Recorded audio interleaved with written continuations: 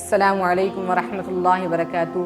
میرے عزیز دوستوں، آج میں آپ لوگوں کو نماز ترک کرنے کی وعیدوں میں سے ایک وعید بتاتا ہوں جس کو پڑھتے ہوئے میری روح کانپ گئی۔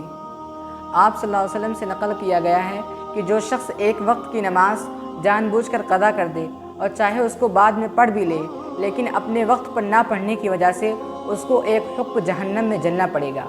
حق مدت کا نام ہے جس کے اندر 80 سال ہوتے ہیں اور ایک سال کے اندر 360 دن ہوتے ہیں، اور جہنم کا ایک دن 1000 سال کے برابر ہوگا۔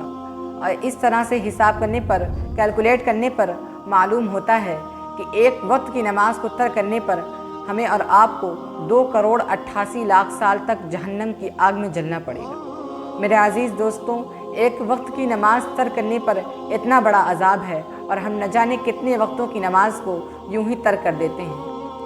لہٰذا آپ لوگوں سے گزارش ہے کہ نماز کی پابندی کیجیے اور اتنے بڑے عذاب سے بچنے کی کوشش کیجیے۔ السلام علیکم ورحمۃ اللہ۔